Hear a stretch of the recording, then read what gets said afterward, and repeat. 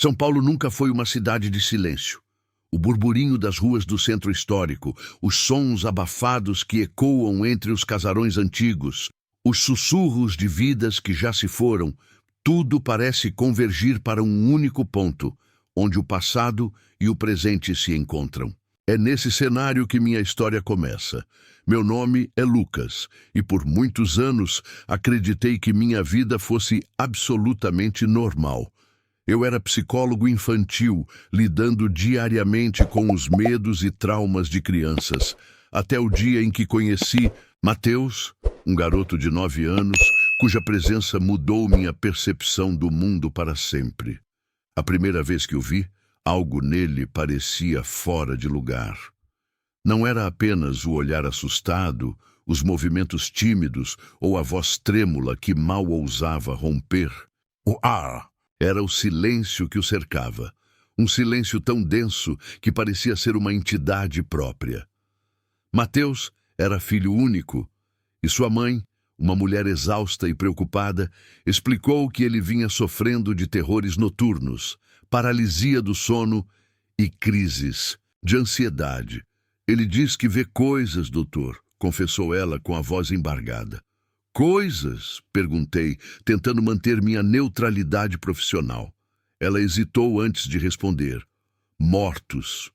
Naquele momento, quis racionalizar o que ela dizia. Alucinações, possivelmente fruto de um trauma ainda não identificado. Mas quando comecei as sessões com Mateus, percebi que havia algo mais profundo e inexplicável naquela criança. Ele descrevia os mortos com uma precisão assustadora, detalhes de roupas, vozes, até cheiros. Eles me seguem, disse ele, uma vez os olhos fixos em mim. E agora que falei com você, eles vão seguir você também. Ri nervosamente, achando que era apenas uma tentativa de chamar atenção. Mas naquela noite, ao caminhar pelas ruas escuras da Sé, ouvi algo. Passos e então um sussurro. Não eram palavras, apenas um som baixo, carregado de um peso impossível de ignorar. Foi aí que percebi. Mateus não estava mentindo. No dia seguinte, durante minha sessão com Mateus, a lembrança dos sussurros ainda pesava sobre mim. Tentei ignorá-los, convencendo-me de que eram apenas o resultado de um dia exaustivo e da influência da conversa que tivemos. Mas Mateus parecia diferente. Ele não era mais apenas o paciente assustado que se encolhia no sofá de couro do meu consultório. Agora, ele olhava para mim com um misto de curiosidade e medo. Eles estão perto de você agora, doutor, disse ele, sua voz quase um sussurro.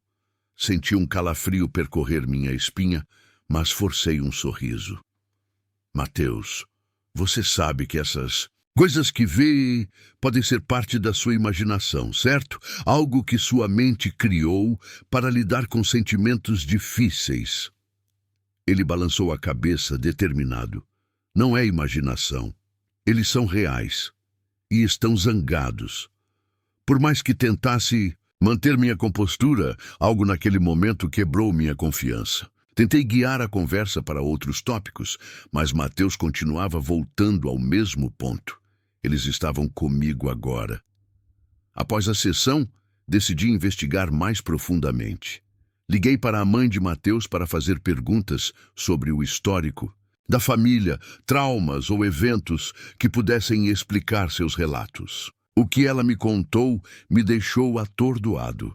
Ele começou a falar sobre isso há 2 anos, depois que nos mudamos para a casa em que estamos agora.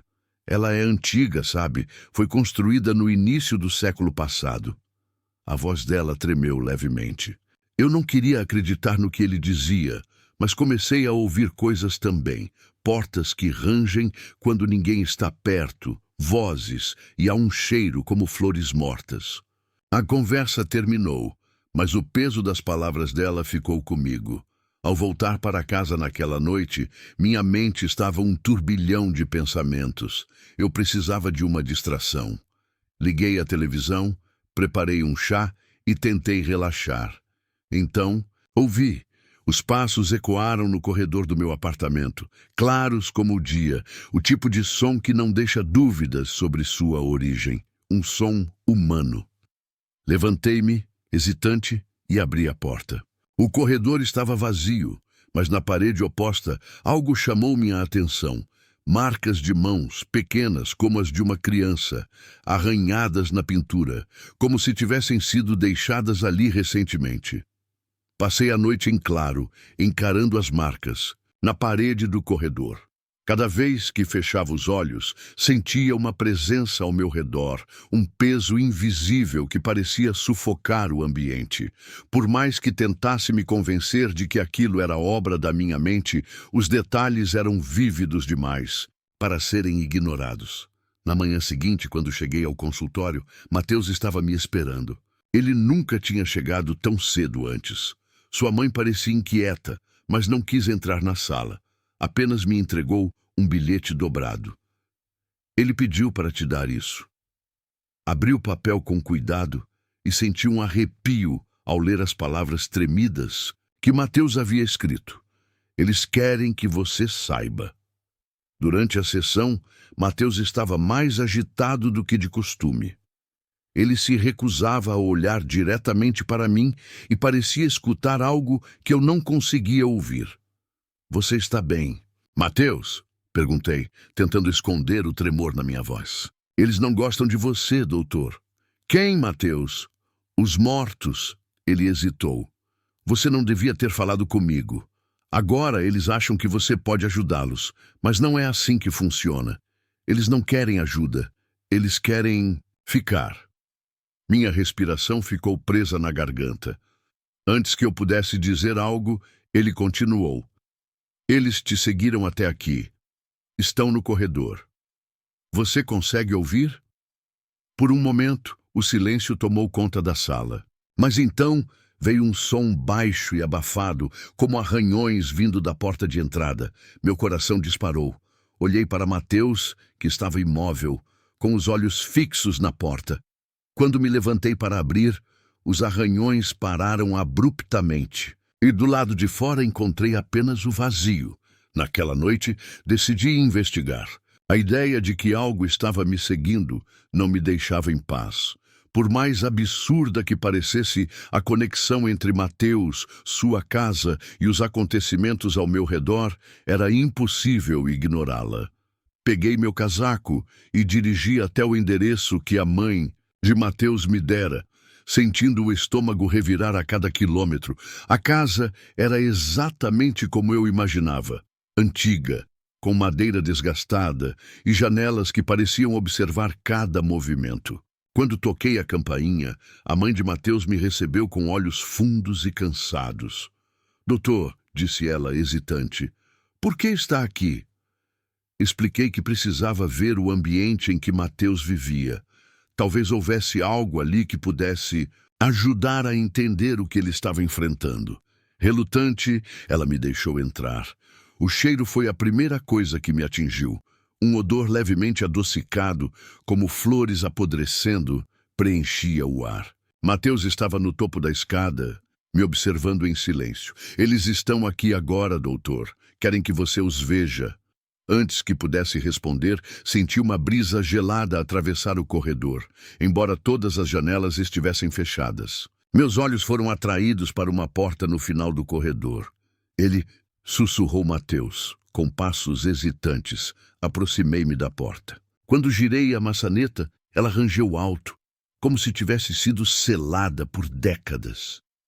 A sala estava escura, com uma única cadeira no centro, voltada para a parede. No chão, marcas de mãos infantis cobriam cada centímetro, como se dezenas de crianças tivessem passado por ali. De repente, senti algo. Não uma mão, mas uma presença atrás de mim.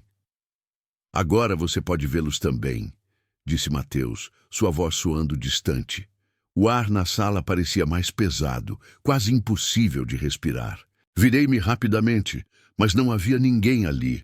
Apenas a escuridão do corredor e o olhar fixo de Mateus, que permanecia no topo da escada. Você viu, doutor? Perguntou ele, com uma calma assustadora.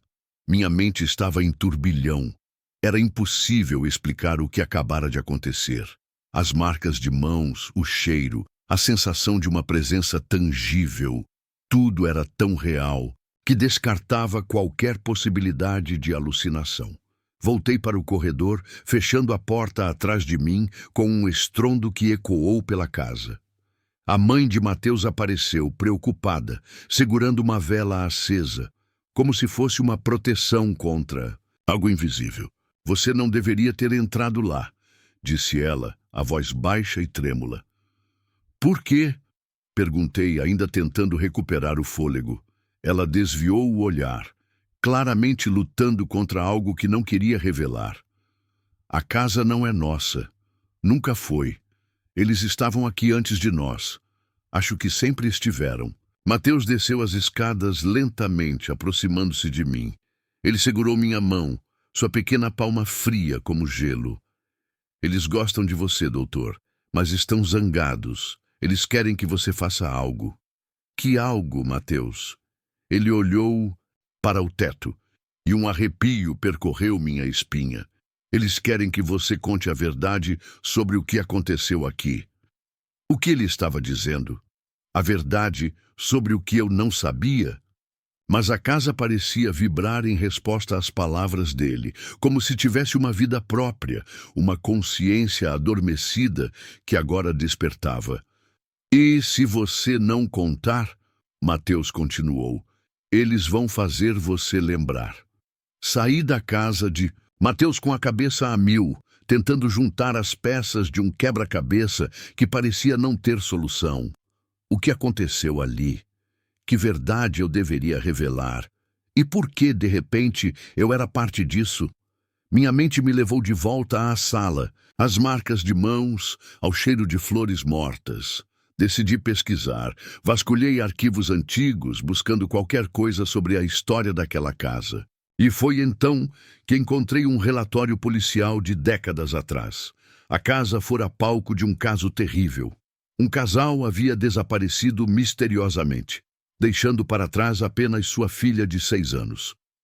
Ela foi encontrada em estado de choque, incapaz de falar sobre o que aconteceu. Os vizinhos relataram ouvir gritos na noite do desaparecimento, mas ninguém tinha explicações. O caso permaneceu sem solução. Havia algo ainda mais estranho. As marcas de mãos na parede da sala correspondiam exatamente às descrições do relatório. Fotos borradas, mas inconfundíveis. As marcas estavam ali desde o desaparecimento.